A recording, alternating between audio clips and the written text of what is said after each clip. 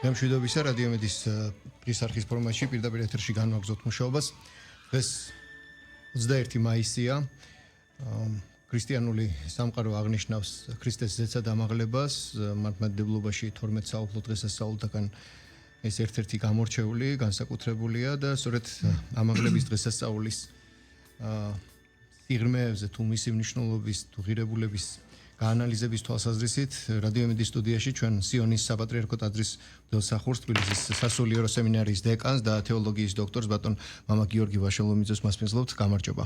მოგესალმებით. აიხარა. მადლობა სტუმრობისთვის. მამა გიორგი, ამაღლების დღესასწაული, რომელიც ისევე მოძრავია ალბათ როგორც აღდგომის დღესასწაული და მიუხედავად ამისა, მაინც ყოველ ხუთშაბათს ემთხვევა, ხო? მე-40 დღეს. აღდგომის ბრწყინვალე დღესასწაული მისი გრანდიოზულობა ალბათ გასაგებია და უპირველესია ბევრი რამიდან გამომდინარე. და ამაღლების დღესასწაული, რომელსაც ძალიან დიდი სიმბოლური დატვირთვა გააჩნია და თუნდაც სიტყვები ქრისტეს ზეცად ამაღლება ძალიან ბევრ რამეზე მეტყველებს. თუმცა ერთია დღესასწაული, რომელიც შეიძლება რაღაც ფონურ რეჟიმშია და მეორეა ამ დღესასწაულის სიღრმისა თუ მნიშვნელობის გაანალიზება. თუ შეიძლება კიდევ ერთხელ თქვენთან ერთად ამ დღის მნიშვნელობა თუ ღირებულება დაგვანახოთ. კი ბატონო, უპირველეს ყოვლისა სარგებლობ შემთხვევით და მოგილოცავთ დღევანდელ დღეს თქვენ. მადლობა ჩვენს რადიო მსმენელთ თუ მაყურებელთ, ღმერთმა დაგლოცოთ და მრავალს დაგვასროს. ნამდვილად ეს დღე ძალიან მნიშვნელოვანი გახლავთ და ის პირდაპირ კავშირში აღდგომის ბრწყინვალე დღესასწაულთან, როგორც თქვენ ბრძანეთ, მოძრავია, ვინაიდან აღდგომა ყოველთვის კვირას ემთხვევა და კვირიდან მე-40 დღე ყოველთვის ხუთშაბათია, ამიტომ ყოველთვის ხუთშაბათს არის ხოლმე ამაღლება. ამაღლების რა არის ამაღლება? თქვენ მოგეხსენებათ, რომ საეკლესიო ცნობიერება იცნობს ზეღმერთის ორ მოსვლას. ერთი არის მისი პირველი მოსვლა, რომელიც უკვე აღსრულდა. მეორეა მისი მეორდ მოსვლა, რომელიც აღსრულდება და აი ამაღლებით სრულდება ზეღმერთის პირველი მოსვლა. ამით სრულდება მისი ამქვეყნიური მოსაგრეობა, ციკლი პირველი მოსვლისა და განსრულდება უკვე სულთუფენობას, ანუ სულთუფენობა, რომელიც აქედან 10 დღეშია, ანუ 51 დღეს აღდგომიდან, როდესაც ფუძდება ესე იგი ეკლესია, სულიწმის მოფენის შედეგად ქრისტიანული ეკლესია, მაგრამ ამაღლებით სრულდება მაცხოვრის პირველი მოსვლა. რა მოხდა პირველი მოსვლისას, რა იყო მთავარი, რატომ განკაცდა ზოგადად, აქვე თქვა ჩვენ, მოკლედ რა თქმა უნდა, რომ საეკლესიო სწავლების თანახმად განკაცდა ყოვლადწმიდა სამების მეორე პირი, მეორე ჰიპოსტასი ზეღმერთი. მისი განკაცების ერთადერთი მიზანდასახულობა და საფუძველი გახლავთ ადამიანის დაცემული მდგომარეობა, ანუ ღმერთი, როგორც ჩამოყალიბებული ფორმულირება ერთ-ერთი საეკლესიო მამის მიერ, ღმერთი განკაცდა, რათა კაცი განიღმრთოს. აი ამაღლება სწორედ არის კაცის განღმრთობის საფუძველი. რას გულისხმობთ? მოდით ჯერ მოკლედ ვთქვათ ისტორია, როგორ მოხდა ეს. როგორც ჩვენ ამის შესახებ თხრობა გადმოცემული გვაქვს მათე, მარკოს, ლუკა მახარებლებში, ანუ სინოპტიკოს მახარებლები ეწოდება ამათ. იოანეს ახარება პნევმატურო პნევმოსულს ნიშნავს ბერძნულად. და იოანეში არ არის ამას საუბარი და ასევე საუბარია საქმე მოციქულთაში. კრებსითაც რო ვთქვათ, მოკლედ აღდგომის შემდგომ მაცხოვარი 40 დღის განმავლობაში მიმოდიოდა და ეცხადებოდა, თუმცა მას უკვე აღარ ქონდა 24 საათიანი ურთიერთობა, ასე ვთქვათ, მოციქულებთან.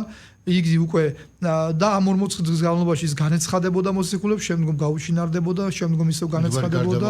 კი ბატონო, ანუ ამით ერთი მხრივ იცით რატო? აი უყურეთ აღდგომის შემდგომ მაცხოვარს საეკლესიო სწავლების თანახმად უკვე ჰქონდა განღმრთობილი ხორცი, განღმრთობილი სხეული. რას გულისხმობ? ზეღმერთი როცა განკაცდა, მან მიიღო ჩვეულებრივი ჩვენნაირი ხორცი, ჩვენნაირი სხეული, ოღონდ სოდვის გარეშე, ანუ ჩვენი სხეულის უძლურება სოდვით არის განპირობებული, ხოლო მაცხოვარმა ჩვენი უძლურება იტვირთა, რათა განეკურნა ის და არა იმიტომ, რომ თავად ის როგორც აი საეკლესიო მოძღვრება არის, რომ ზეღმერთში არის ორი ბუნება შეერთებული, საღვთო და კაცობრივი. აი კაცობრივი ბუნება, კაცობრივი სხეული მისი აღდგომამდე იყო ჩვენნაირი დაქვემდებარებული ტყივილ, ტიროდა, შიოდა, სყუროდა, ანუ იმ ნაკლუანებებს რაც ჩვენ გვაქვს, მაგრამ კიდევ ერთხელ ცალსახად ხაზს ვუხმ, მას არ მიუღია ცოდვა, რამაც განაპირობა ეს ყველაფერი ადამიანში. ჩვენი სხეულის მსგავსი, მაგრამ თავარი დამამძიმებელი ფაქტორის გარეშე. კი ბატონო, და რატომ? იმიტომ რომ მან ჩვენი როგორც ერთ-ერთი საეკლესიო მოძღვარი ამბობს, მან ჩვენი უძლურებანი იტვირთა, რათა განეკურნა ის. და აი უკვე აღდგომის შემდგომ მას უკვე ქონდა განღრთობილი სხეული. რას ნიშნავს განღრთობილი სხეული? განღრთობილი სხეული გახლავთ თავისუფალი ყოველგვარ იმ ნაკვლევანთაგან, რასაც დღეს ჩვენ განვიცდით. ანუ მას უკვე აღარ შიოდა, აღარ სიოდა და რაც ყველაზე მთავარია, მას ქონდა უკვდავი სხეული. იქამდე ის მოკვდა სხეულით, ხო? ჩვეულებრივ თუმცა მან თავისი სიკვდილი დაადგუნა.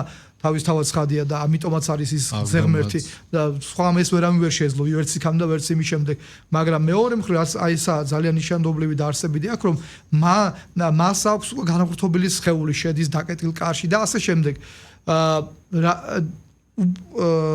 რა მოხდა ამით? მან კაცობრიულ ბუნებას დაუბრუნა ის ბუნება, რაც ამდაბსა და ევას ჰქონდა, ვიდრე ისინი ცოდვით დაეცემოდნენ. ანუ ღმერთმა ჩვენი პიროვნშობლები, ადამიანები, სწორედ იმ მდგომარეობაში შექმნა, რა მდგომარეობაც უკვე მას ხოვარს ჰქონდა, როგორც კაცს, აღდგომის შემდგომ. და რაც ყველაზე მთავარია, რას ნიშნავს ამაღლება? ამაღლება ნიშნავს იმას, რომ მაცხოვარმა კაცობრივი ბუნება დააბრუნა თავის საღვთო წიაღში, ანუ ზეცაში. ანუ 64-ში, როგორც პავლე მოციქული ბრძანებს, რომ მოქალაქეობაი ჩვენი ზეცათა შინაარს. აქ ერთი რამ არის ნიშნული. როცა ჩვენ საუბრობთ, რომ მაცხოვარი, ჯერ ისტორიას მივყვეთ, რომ მან ზეთისხლისთან წაიყვანა მოციქულები, როგორც დაწერილია, ამაღლდა მათგან და მარკოს ბახარებელი წერს, რომ დაჯდა მარჯვენით მამისა. ამის შემდგომ მოციქულები უკვე მოციქულაში წერია, რომ შეხურებენ ზეცას და ამ დროს მათ განეცხადებათ ორი ანგელოზი, რომელიც მათ ეუბნება, რომ კაც თუ გალილევანო, რას დგეხართ? და ეუბნება შემდეგ სიტყვები, ეს იესო, რომელიც ამაღლდა თქვენგან, კვლავაც იხილავთ გარდამოსულ ზეციდან. რას ნიშნავს ეს სიტყვები? ამით მათი ხილეს ამაღლებული უფალი და სხვათა შორის იოანე ოქროპირი ამბობს, რომ ამაღლების პროცესის დასაწყისი იხილებს მხოლოდ ადამიანებმა. ხოლო ამაღლებული უფალი უკვე ანგელოზებმა იხილეს. რომ იქ უკვე ღრუბელს რომ მიეფარა, უკვე მათ არ იცოდნენ და ვეღარ ხედავდა თავის კი ბატონო ადამიანის სობიერება. კი ბატონო, თუმცა იქეთკე ვარ ჩვენ მოწოდებული. ეს არის ყველაზე ნიშანდობლივი ამაღლებაში, რომ აი მაცხოვარი ამბობს, რომ მე წავალ, რათა თქვენ ადგილი განგიმზადო და თქვენ ყველანი წვეულნი ხართ. ანუ ჩვენი ადამიანის ცხოვრების მიზანი არის სწორედ ამაღლდეს უფალთან ერთად და თანა დაიმკვიდროს საღვთო წიაღი. როცა ჩვენ საუბრობთ, რომ მაცხოვარი ამაღლდა, აქ საუბარია მის კაცობრიობის ბუნების ამაღლებაზე, თორე როგორც ღმერთი თავისთავად ცხადია, ის არც განყოფია ყოვლადწმიდა საემბას. ანუ ჩვენ თქვით დასაწყისში, რომ ღმერთს აქვს ორი ბუნება, საღვთო და კაცობრივი. ამაღლდა მისი კაცობრიობის ბუნება, საღვთო ბუნება ამაღლებას თავისთავად ცხადია არ საჭიროებდა. რას ნიშნავს დაჯდობა მარჯვენით მამისა? მამის მარჯვენა ჯდომა ნიშნავს იმისა, რომ ძე თანაბარ დიდებულია მამისა. ეს ერთი. მეორე, კაცობრივი ბუნების ამაღლება და საღვთო წიაღში მამის მარჯვენა ჯდომა ნიშნავს იმას, რომ კაცობრივი ბუნება აღამაღლა უფალმა. ანუ უფალმა არა მარტო საკუთარი სხეული აღამაღლა ზეცად, არამედ ზოგადად აღამაღლა კაცობრივი ბუნება. თორემ მას თვისობრივად ზოგადად არც ამაღლება სჭირდებოდა, არც ჯვარცმა, არც აღდგომა და საერთოდ არც განკაცდებოდა მაცხოვარი, რომ არ ადამიანის ცოდვით დაცემა. ანუ ადამიანის ცოდვით დაცემა, აი მოკლედ რო შევაჯამოთ, ადამიანის ცოდვის გამო განკაცდა ზღმერთი, გამოიხსნა მან კაცობრიობა, ჯვარსეცვა, აღდგა და ამაღლდა და როგორც უკვე მოგახსენეთ, ამაღლებით ერთი მხრივ თავდება მაცხოვრის პირველი მოსვლა და ამავდროულად განსრულდება ადამიანის გამოხსნა, ანუ კაცობრიობის ბუნება აღამაღლა ღმერთმა. და მეორე, როცა ანგელოზები ეუბნებიან მას, რომ ეს იესო, რომელიც ამაღლდა ზეცად, ისე ვიხილავთ გარდამოსულ ზეციდან, რას ნიშნავს ეს?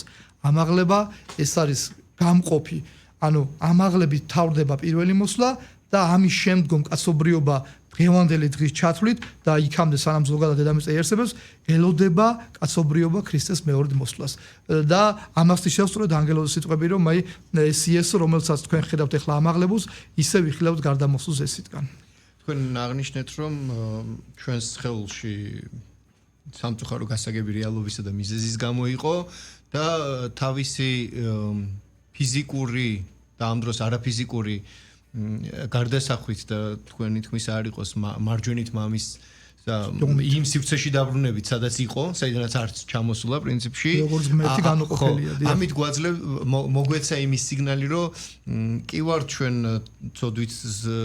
ცოდვიანი ადამიანები და რაღაცა სიმძიმე და სირთულე კი გვაქვს, მაგრამ თუ ამ სირთულეებს თავს დავახცევთ და სიმძიმეებს, ჩვენი სულიერი კარგი გაგებით შემსუბუქება გვაძლევს იმის საშუალებას, რომ ჩვენს ღმერთის წიაღში ვიყოთ და მის შიგნით, მის სივრცეში აღმოჩნდეთ და არა უბრალოდ ანუ არა თუ გვაძლევს ეს არის მოწოდება, ქრისტიანობის შედეგი ეს არის სწორედ.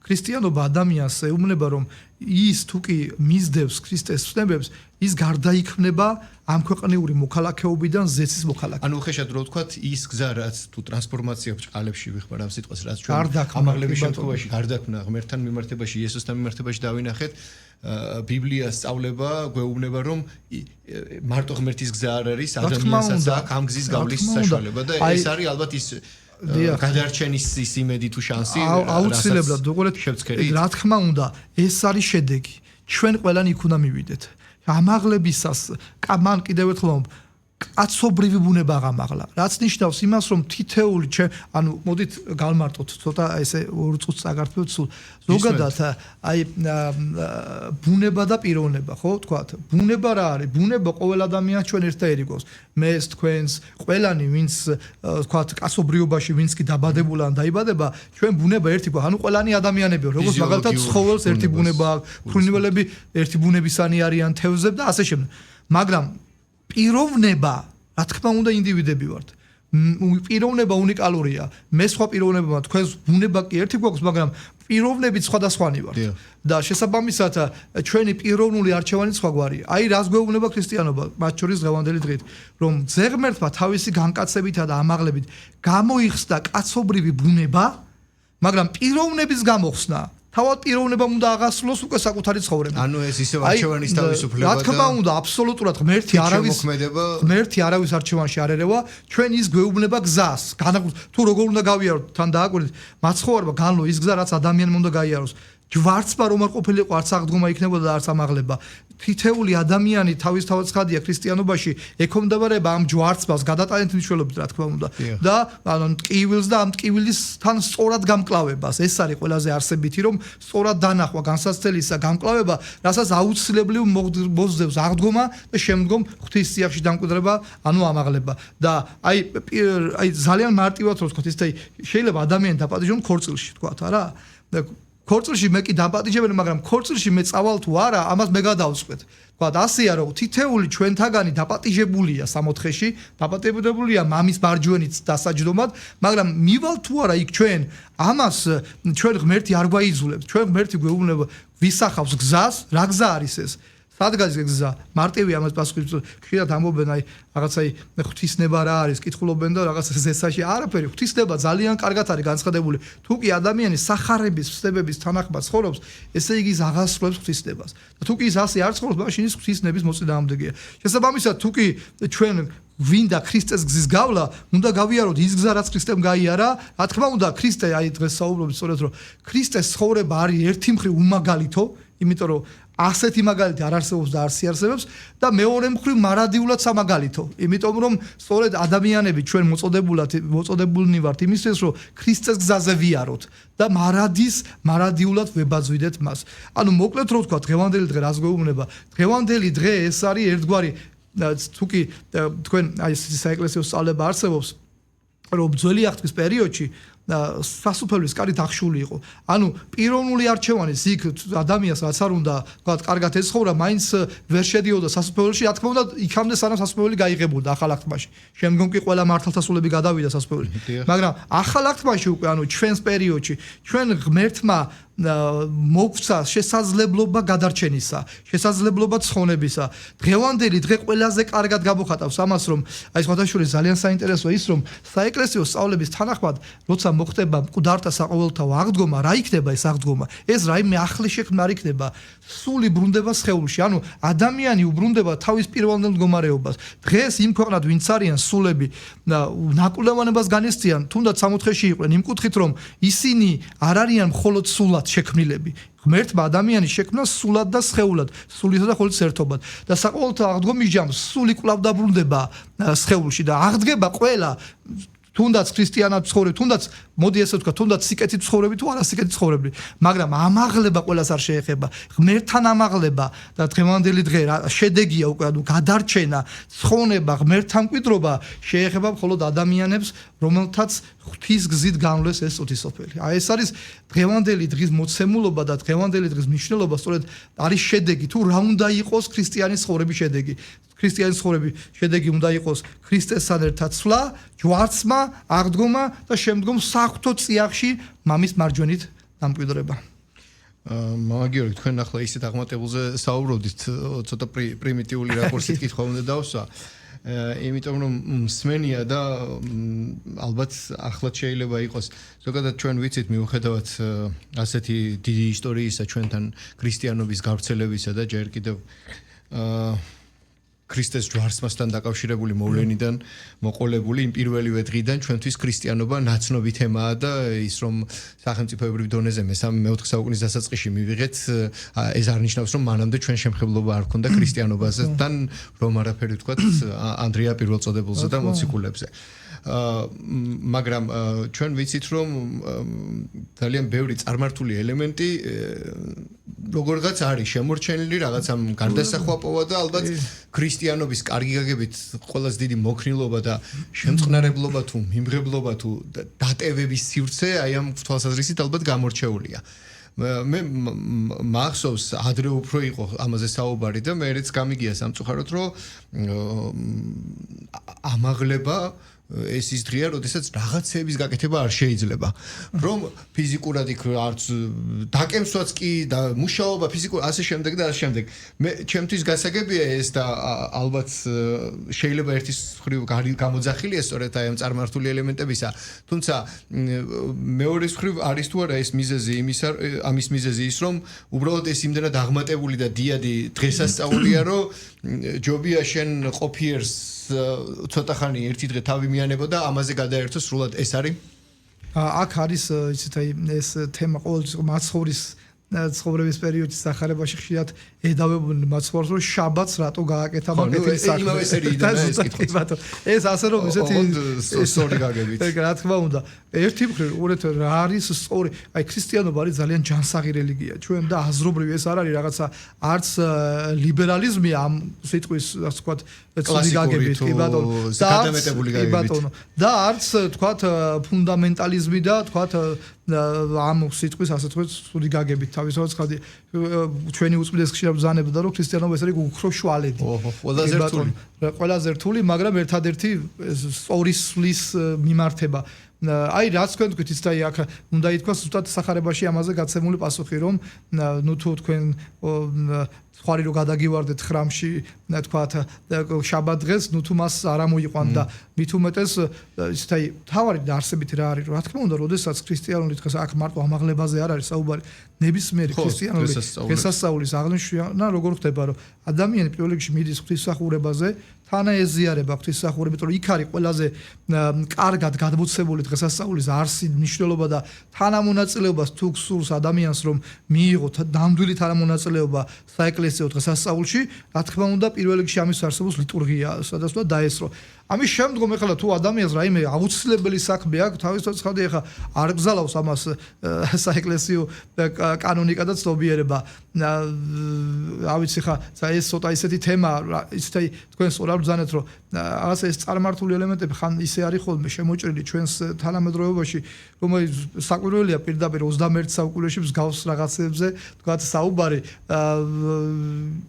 მეორე მხრივ აი თქვენ რა ბრძანეთ იმ საკითხი რომ თქვათ წარმართობა ქრისტიანობამ ძალიან კარგი გაგებით გამოიყენა ლიტერატურაშიც, ხელოვნებაშიც, კულტურაშიც, ამისი ჩვენ ძალიან აი მაგალითად ბოლნისის სიონში ქართული ირალობა რო ავიღოთ, თუმცა რომშიც ბევრი გვაქვს ძალიან რომის კატაკომბები პირველი ქრისტიანული გამოსახულებაც არის, სავსეა წარმართული სიუჟეტები, თქო გარდაქმნილი ქრისტიანულ ყაიდაზე და არზე. პრინციპში ეს ხო არ ყოფილა რომ ეს ხალხი მანამდე არ არსებობდა, რაღაც ცხოვრობდნენ. მე მოახდინა ადაპტაცია. ბათაშორის ეს ძალიან საინტერესო რომ ქრისტე და პირველად სწორედ წარმართებმა მიიღეს, იმიტომ რომ იმდენად ეს იმდენად ესე მეძიებლობით დაღლილი იყვნენ 1000 ღმერთი ყავდათ 1000 რაღაც რომ უკვე აი ფასოლის გრიგოლოსელს აქვს ამასთან დაკავშირებით ხომილია თუ რატომ განკაცდა ქრისტეს სწორედ მაშინ როცა განკაცდა და რამდენიმე მიზეზს ჩამოთვლის და ერთ-ერთს ამბობს რომ წარმართების მეძიებლობა უკვე პიკში იყო ისინი უკვე დაიღალნენ რაღაც ამდენი ღმერთების თაყვანისებით ეძებდნენ და ზუსტად რასაც ეძებდნენ მაშინ განკაცდა ქრისტე და უთხრა რომ მე ვარ ის ვისაც თქვენ ეძებთ და ეს ძალიან ბევრი მასში ჩანს რა ქვია და აი საქართველოში ბოლისიონი ვახსენეთ იქ არის გამოსახული მასე სანათლავზე ხარის თავი რქებში ჯვრით ეს ამნიშნული გამოსახულება ხარი ახლა ჩვენთვის მოგეხსენებათ კულტი იყო ფაქტობრივად და აი ხარის თავი ამ შემთხვევაში განასახიერებს და ძველ წარმართულ ღმერთს ქართველებისა რომელსაც რქებში ჯვარი ჩაუხატა მაშინდელმა ხელოვანმა იმ გაგებით რომ აბატონო ეს შენი ხარია მაგრამ ეხა შენ ამ ხარში კი აღარ განჭრიტო ის ძველი წარმართული ხარი არამედ განჭრიტე ქრისტე რა თქმა უნდა ჩვენ წარმოიდგინეთ ეხა ჩვენ აგერ თაობებით ქრისტიანები ვართ მაგრამ როცა თაობები წარმართია ადამიანი და მიდის მასთან და ეუბნება რომ ეს ღმერთი უნდა ამიტომ ქრისტიანობა ძალიან ფაქისად უდგებოდა სადაც შედიოდა იქაურ კულტურას ითვალისწინებდა და იქაური კულტურას გარდაქმნიდა და ამენით ელაპარაკებოდა მათ. ამიტომაც იყო რომ ერთ-ერთი რა თქმა უნდა საღვთო მადლის შემწეობით ესე გავრცელდა ქრისტიანობა სრულიად სოფლიოში. კი ბატონო და ტრანსფორმირების ეს დინამიური კომუნიკაციის უნარი ასე ვთქვათ. ალბათ ყველაზე მნიშვნელოვანი იყო მიდგომა და სულიწმინდის მადლი რა თქმა უნდა და შემდგომ მიდგომა თქვათ იგივე მოციქულების აი ათენის არეოპაგში მაგალითად პავლე მოციქული შედის და ამბობს იქ უამრავი წარმართული კერპი იყო და ერთ-ერთი კერპი იყო როგორც აღწერს უკამახარებელი რომელსაც ეწერა შეუცნობელ ღმერთს და ის ეუბნება მათ რომ მე ხედავ რომ თქვენ ძალიან მორწმუნეები ხართო და მე სწორედ იმ ღმერთს და რო შემოვედი აქ ნახევ ერთ-ერთი ქვაო რომელსაც ეწერა შეუცნობელ ღმერთსო და მე სწორედ იმ ღმერთს გიქადაგებთ რომელსაც თქვენ არ იცნობთ ეთაყვანებითო და აქედან ააგო მე თქვათ ქრისტიანული მოძრაობა ასე რომ ეს ძალიან ესეთი საინტერესო და ნიშნულოვანი თემა გახდა.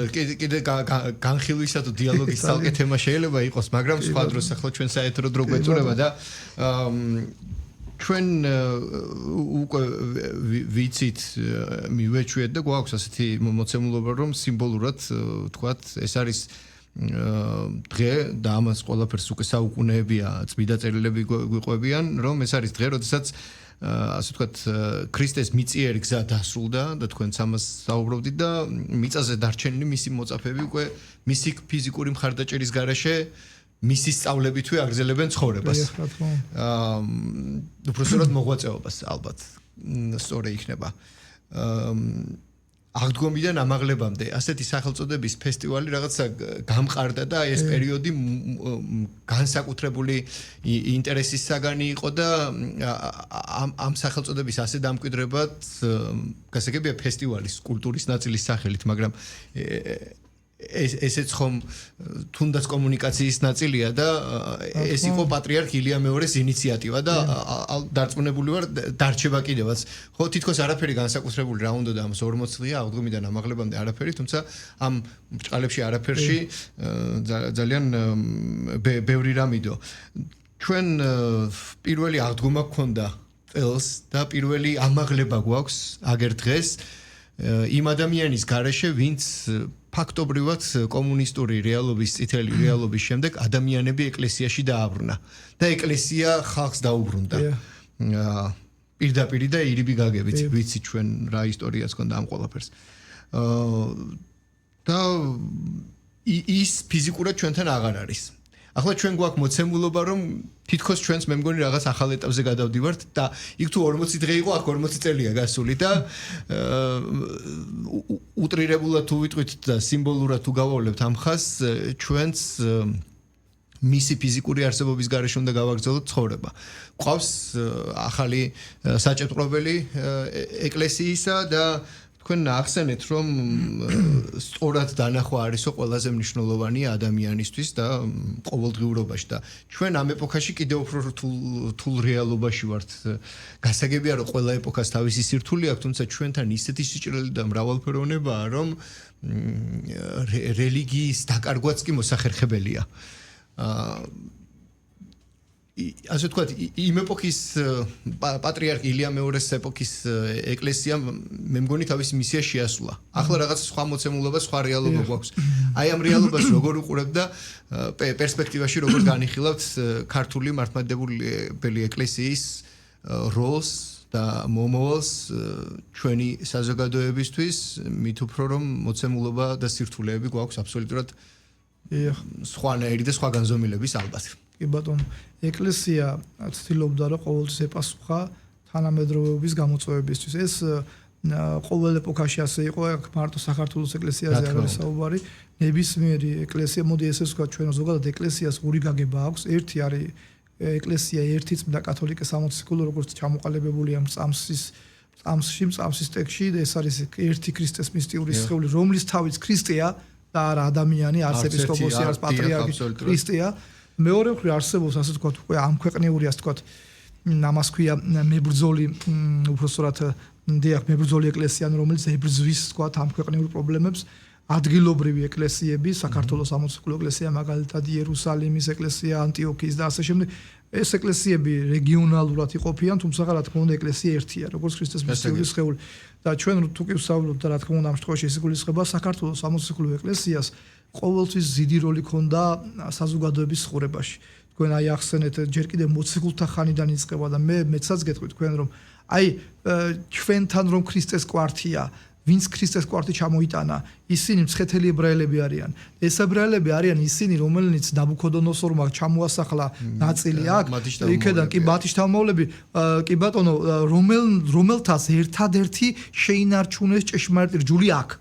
ანუ ფაქტობრივად შეიძლება ითქვას ძველი აღთქმის მოგეხსენება ბოლოს ისრაელიერი განუდგა ღმერთს ვთქვათ მთელი ბიბლია ამაზეა მეფეთა ხანაში და აი ის შტო რომელმაც შეინარჩუნა ჭეშმარიტ ღმერთთან ურთიერთობა ჩამოვიდა მცხეთაში. იმის ფიზიკური გამოსახველი არ იყო ის ილიას ხალენი რომელიც აქ არის და აი სწორედ მათ ჩამოიტანეს ასეთი გადმოცემა არსებობს აქ წმინდა ილიას ხალენი რომელიც ისი თქვენ დაკრძალულია სვეიცხოველში. ეს არის ძველი აღთქმა. ანუ ფაქტორ ძველი აღთქმა აქ გაგრძელდა და ახალი აღთქმა უკვე ქრისტეს კვართით მიება მას. და ალბათ ეს არის ხო სვეტიცხოვლის გამოსარჩევი ფაქტორიც, რომ ძველი აღთქმისა და ახალი აღთქმის გაერთიანების ერთგვარი სიმბოლო და სიმბოლო. მე მეცაც ხშირად სვეიცხოველს უწოდებენ მეორე მცხეთას ზოგადად, იმიტომ რომ სვეიცხოვლიდან მეორე იერუსალიმს. რატომ? იმიტომ რომ იერუსალიმში აი სადაც დღეს ეს გარდამოდის, სადაც ქრისტეს საფლავია. იქ მაცხოვრის სხეული იყო მხოლოდ 3 დღე. მესამე დღეს აღს გავიცით და ქრისტეს კვართის საფლავი მცხეთაში გიებს ვიდრე უკუნისამდე, ვიდრე ქრისტეს მეორე მოსვლამდე. ეს არაფრით არ ჩამოარჩენს, მოდი ესე ვთქვათ. თუ რიგ შემთხვევაში არ აღამატებს და ხმამაღალი ნათქვამია, მაგრამ ეს ისტორიულ წყაროებში ხშირად არის ამას საუბარია ჩვენ მოქცევა ქართლის ცხოვრებაში ჩვენს რომ მცხეთა მეორე იერუსალიმად იწოდება. ეს თავის თორცხადია რამ და გაგრძელდა შემდგომ რა თქმა უნდა და ამას ვამბობდით ჩვენ რომ ის რომ ღვთისმშობლის წვლილია საქართველოს და მართალია თვითონ ვერ ჩამოდის აქ მისი მიზინება მოახლებულია და აგზავნის მოციქულებს ანდრიადან მერე მეოთხე საუკუნეში და ფაქტობრივად ქრისტიანობა ძალიან შეისხლხურცხა ჩვენმა ერმა. ზოგადად აი ქრისტიანობა პირველ რიგში რა მოსა საქართველოს პირველ რიგში მისცა მაცხოვნებელი რწმენა რა თქმა უნდა არა მარტო საქართველოს სრულიად სოფლიოს მეორე რიგში მისცა ის რითიც ჩვენ დღეს ვამაყობთ ჩვენი კულტურა ჩვენი ხელოვნება ხუროთმოძღვრება საეკლესიო თუ არასაეკლესიო მუსიკა წერლობა აი ნებისმიერი სფერო ჩვენი კულტურისა თუ ხელოვნებისა აღიტვიფრა ქრისტიანული იდეოლოგიით რითიც ჩვენ კიდევ ერთხელ ვამბობ ჩვენი ნიშაა ეს ფაქტობრივად საერთოდ რელიგია ხშირად განსაზღვრავდა ამა თუ იმ ქვეყნის კულტურას, მაგრამ ჩვენთან განსაკუთრებით და რაც აი თქვენ ბრძანეთ, ეკლესია ყოველთვის ცდილობდა რომ ეპასუხა თანამედროვე გამოწვევებს. აბსოლუტურად 1967 წელს, როდესაც აწყვე განსვენებული პატრიარქი აღსაყდა, საშინელი მდგომარეობა იყო ფაქტობრივად ხშირად მისი უწმიდესობა ბრძანებდა კიდეც რომ სუდარა გადაფარებული ეკლესია ჩავიბარეო და ამ კუთხით ანუ რას გულისხმობდა, რომ ფაქტობრივად და ხალხი ეკლესიაში არ იყო. და არსებობს კიდეც მისი უწმიდესობის ინტერვიუ, სადაც ის ბრძანებს, რომ მე პირველ ამოცანად დავისახე, რომ ხალხი დამებრუნებინა ეკლესიაში. მან თითქმის ნახევარი საუკუნე იმოღვაწევა და შედეგს ხედავთ. და ეხლა დიახ, დრო, რა თქმა უნდა, დრო მოთხოვნები იცვლება, ასე ვთქვათ. და მე დარწმუნებული ვარ, რომ დღევანდელი პატრიარქი მე თქვენის ეთერით კიდევ ერთხელ ვისარგებლებ და კიდევ ერთხელ მიულოცავ მის უწმიდესობას საქართველოს ახალ კათოლიკოს პატრიარქ შიო მესამეს აღსაღწრებას პატრიარქის უძველეს სამოციქულო ტახტზე და მე დარწმუნებული ვარ რომ მისი ახალგაზრდობა, მისი ენთუზიაზმი, მისი გამოცდილება და თუნდაც გამოცდილება ჩვენს უწმიდეს პატრიარქთან ურთიერთობისა 9 წელი მოსაყრე იყო და თანამართავდა ეკლესიას მასთან ერთად ძალიან დიდი სიბრძნით და ჩვენ ეს ყველაფერი გვაძლევს იმის ძალიან დიდ იმედს რომ მისი ხელმძღვანელობით საქართველოს სამოციქულო ეკლესია იქნება კიდევ უფრო მეტად წარმატებული და კიდევ უფრო მეტი ადამიანი მოვა ეკლესიაში განსაკუთრებით ხშირად ამახვილებს მისი უწმიდესობა ყურადღებას და ჩვენს ახალგაზრდები ეს სხვადასხვა ჩვენი ნიშა ის და ძალიან ბევრი დელეგაციები როცა ჩამოდიოდნენ საქართველოში ყოველთვის აღნიშნავდნენ რომ აი საქართველოს იმით არის გამორჩეული რომ ძალიან ბევრი ახალგაზრდა ეკლესია ეს პრობლემაა არა მარტო მართლმადიდებლურ სამყაროში ზოგადად თუნდაც დასავლეთში ახალგაზრდების ეკლესიაში იმიტომ რომ სამწუხაროდ ამ მატერიალიზმის ხანაში სამწუხაროდ ათეიზმი ძალიან გამეფებულია მათ შორის ჩვენთანაც ხვდებით ჩვენ ახალგაზრდებს რომლებიც რაღაცა ესეთი მხოლოდ ათეისტური პრაქტიკული იდეოლოგიით თქვათ განსაზღვრავენ თქვათ თავიანთ ცხოვრებას რაც ძალიან სამწუხაროა და ჩვენ გვაქვს იმედი ნამდვილად იმისა რომ მისი უწმიდესობა მის ასე თქვათ ეკლესიასთან ერთად სამღვდელოებასთან ერთად და მრევლთან ერთად იმიტომ რომ ეკლესია ეს არ არის მარტო სამღვდელო დასი ეკლესია ეკლეოს ბერძნულად კრებულს ნიშნავს ჩვენ ვართ კრებული და ჩვენი თავი როგორც მოგახსენეთ არის ქრისტე და ქრისტეს შემწეობით დარწმუნებული ვარ რომ ყველა იმ გამოწვევა იქნება ეს თუ თქვათ პრობლემა იქნება ეს თუ რაღაც რიგი საკითხები ყველაფერს ღვთისმადლით და წყალობით ჩვენი ახალი პატრიარქის მეთაურობით ყველა პრობლემას შესაბამისი პასუხი გაეცემა. მადლობა მამა გიორგი, მომსუბაჩ ჩვენი საეთრო დროც იწურება და როგორც თქვენ თქვით ქორწილის მოსაწვევი ყოველთვის გაცემულია, მაგრამ ხო დღეს მით უმეტეს ისიც სიჭრელია რომ ან იკარგება ეს კონვერტი და ან კიდე ავიწყდება ხოლმე ხალხს. თუმცა ამ კონვერტში ალბათ ამ ყოველას კონვერტს თალსახად მოყვება რაღაც ტალანტები და აი ამ ტალანტების გამოყენება, სწორად გამოყენება ალბათ იმის განსაზღვრელია საბოლოო ჯამში აღმოჩნდები თუ არა მე ამ ზეციურ ქორწილში. მადლობა სტუმრობისთვის, მადლობა დიალოგისთვის. ჩვენ სტუდიაში სიონის საპატრიარქო ტაძრის მღვდელსახურს თბილისის სასულიერო სემინარიის დეკანს თეოლოგიის დოქტორს მამა გიორგი ვაშალომიძეს მასპინძლობდით დღეს ამაღლება მომხილების დღესასწაულზე საუბრობდით მამა გიორგისთან ერთად და ჩვენი დიალოგი აიტვირთება რადიო ემდის Facebook